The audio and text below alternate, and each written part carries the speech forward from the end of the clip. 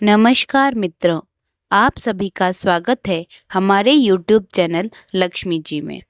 आज हम भाद्रपद मास की अजा एकादशी की व्रत कथा सुनाएंगे।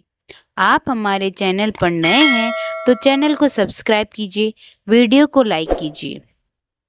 अजा एकादशी व्रत कथा। कुंती पुत्र युधिष्ठिर कहने लगे कि हे भगवान, भाद्रपद कृष्ण एकादशी का क्या नाम है?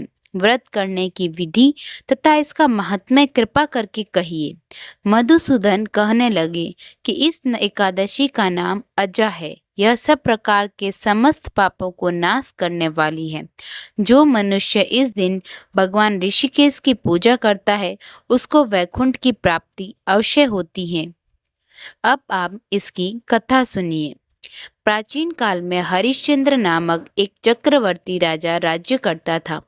राजा हरिश्चंद्र अपनी सत्यनिष्ठा और ईमानदारी के लिए जाने जाते थे।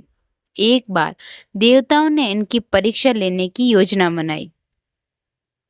राजा ने स्वप्न में देखा कि ऋषि विश्वामित्र को उन्होंने अपना राजपाट दान कर दिया है। जब अगले दिन राजा हरिश्चंद्र विश्वामित्र को अपना समस्त राजपाट को सौंप कर जाने लगे, तो विश्वामित्र ने राजा हरिश्चंद्र से दक्षिणा स्वरूप 500 स्वर्ण मुद्राएं दान में मांगी। राजा ने उनसे कहा कि 500 क्या, आप जितनी चाहें स्वर्ण मुद्राएं ले लीजिए।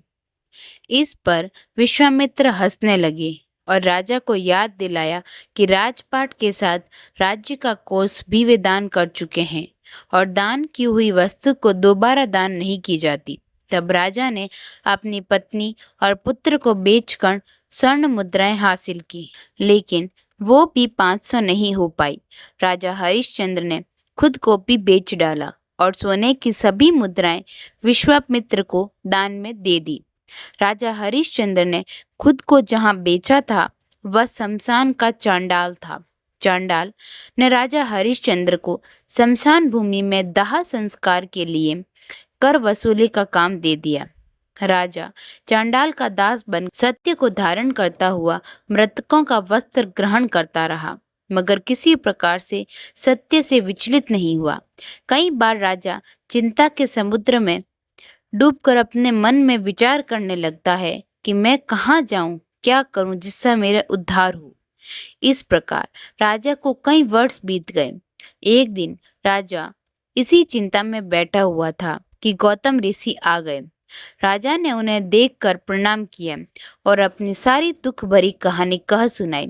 यह बात सुनकर गौतम ऋषि कहने लगे कि राजन, तुम्हारे भाग्य से आज से 7 दिन बाद भाद्रपद कृष्ण पक्ष की अजा नाम की एकादशी आएगी।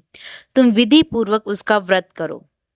गौतम ऋषि ने कहा कि इस व्रत के पुण्य प्रभाव से तुम्हारे समस्त पाप नष्ट हो जाएंगे। इस प्रकार राजा से कहकर गौतम ऋषि उसी समय अंतर्ध्यान हो गए। राजा ने उनके कथानुसार एकादशी आने पर विधि पूर्वक व्रत व जागरण किया। उस व्रत के प्रभाव से राजा के समस्त पाप नष्ट हो गए। स्वर्ग के बाजे बजने लगे और पुष्पों की वर्षा होने लगी। उसने अपने मृतक पुत्र को जीवित और अपनी स्त्री को वस्त्र तथा आभूषणों से युक्त देखा। व्रत के प्रभाव से राजा को पुनः राज्य मिल गया। अंत में वह अपने परिवार सहित स्वर्ग को गया। समस्त उपवासों में अजा एकादशी व्रत को रखने वाले व्यक्ति को अपने चित्त, इंद्रियों, आहार और व्यवहार पर संयम रखना होता है। अजा एकादशी व्रत का उपवास व्यक्ति को अर्थ काम से ऊपर उठकर मोक्ष और धर्म के मार्ग पर चलने की प्रेरणा देता है।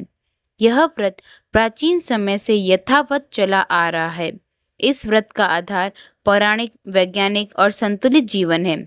इस उपवास के विषय में यह मान्यता है कि इस उपवास के फल स्वरूप मिलने वाले फल अश्वमेध यज्ञ, कठिन तपस्या, तीर्थों में स्नान, दान आदि से मिलने वाले फलों से भी अधिक होते हैं।